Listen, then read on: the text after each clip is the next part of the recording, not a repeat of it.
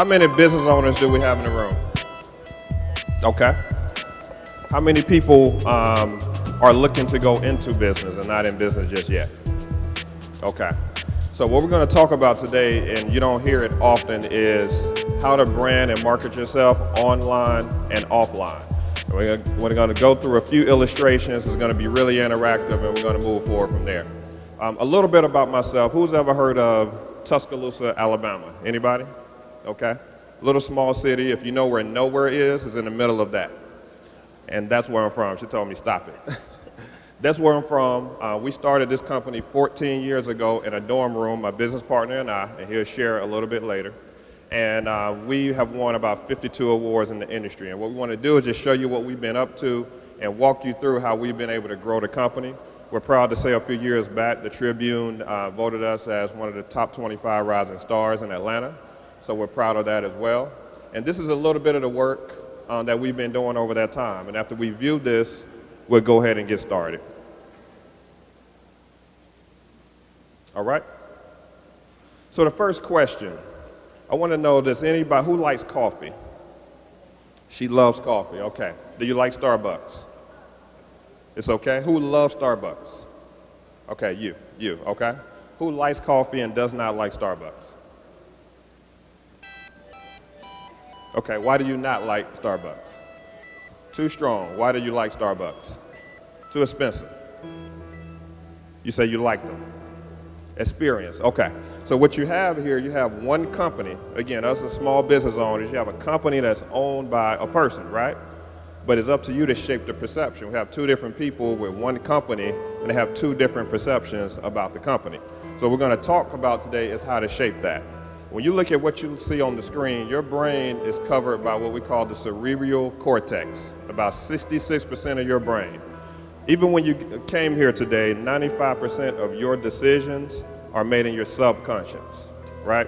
And what does this have to do with branding? Because oftentimes we don't think about our color palette, the way we dress, the way we present, our customer service. All of these things make an impression on the other person. So when you look at this, it talks about how your cerebral cortex is responsible for sensing and interpreting input. Simply put, all that means is that when you see things, when your customers see things, they're going to make a decision about your business before you have an opportunity to sell it, right? And oftentimes you may have employees that may have to duplicate your brand, and they're going to make a decision before you have an opportunity to sell it. And so we're going to talk about that. I want to show you our first clip, and this is shout out to everybody that's been up late with a baby. We're going to show you the first clip to give you an example of the 95%. Sound.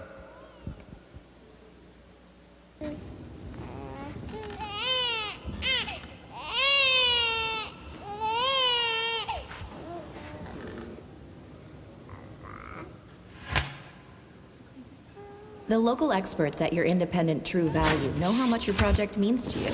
We're ready with the products and advice you need to get it done right. Behind every project is a True Value. Now, who's ever heard that babies cry more in yellow rooms? Anybody ever heard that before? We're going to talk to you about why, but they actually do. That's what this commercial was about. And it talks about the value of the right color. And that's true in your businesses. Your sight is the most developed sense in your body.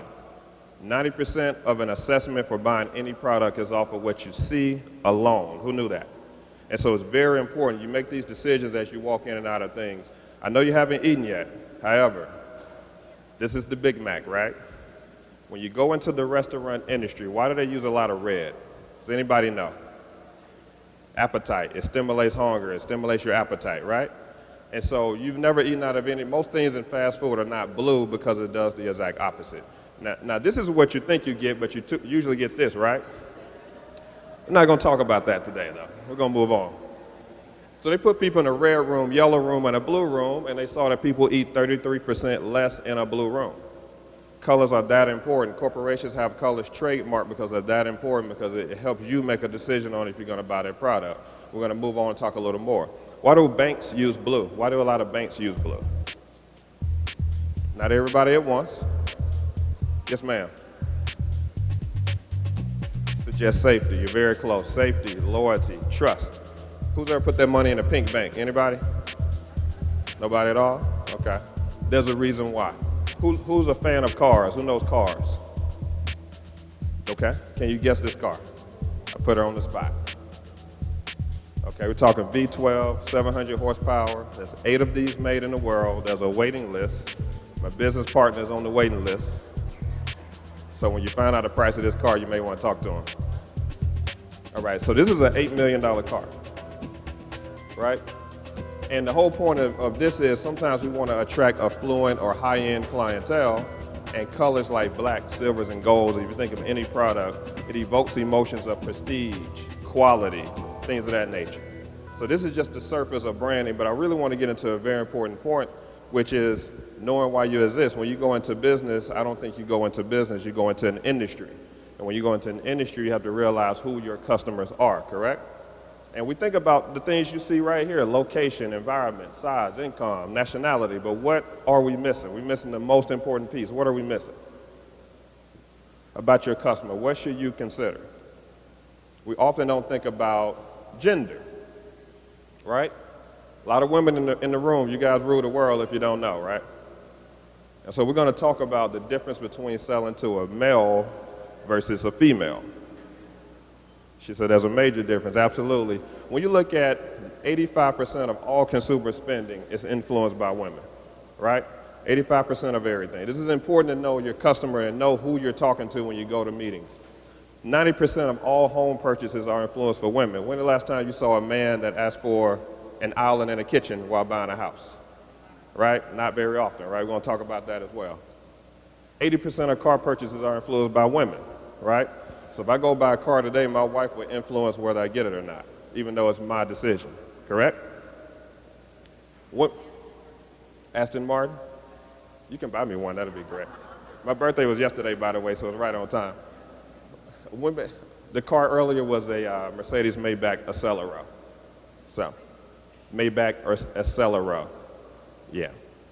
Women buy 51% of cars. So how do you market to women versus men? And we're going to dig into this. First thing we have to remember is gender appeal. We often think about sex appeal, but gender appeal, which means getting into the psyche and the mind of a woman versus a man, get into how we think, how we make decisions, communication style, desires, motivations, right? Number 2 is, I want to talk about this, and I need 2 people to help me. I need a male and I need a female to come up front. Everybody's rushing at the same time. We got a female. Can we get one male? There we go. Give him a hand, please. You can just stand on the other side. So this is one of my, he can't, you're fine. This is one of my favorite stores, Best Buy. Again, yesterday was my birthday. Feel free to buy me anything. I give you the address. And I want to do a demonstration here. So I have a product on the screen, as you can see. You may or may not be familiar with cameras, but I want you to take an attempt. I want you to sell this camera to her.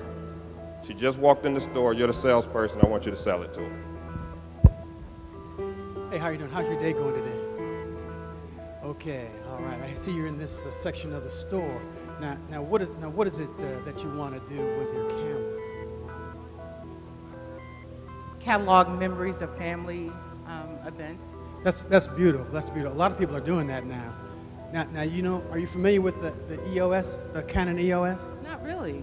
Okay, so now this is one of the cameras that's going to allow you to accomplish some of the things that you've been trying to do, and allow your family to stay engaged with the images that you're putting online. And now, if we could show you the best way, sort of to use this to accomplish what you're trying to do online with the images, would that be all right?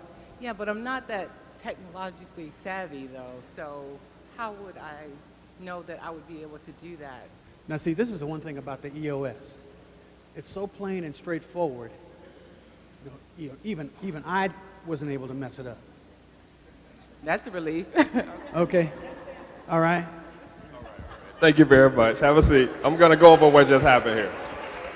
See, he actually did a very good job. Men usually screw this up when I call them up, right? They did pretty good.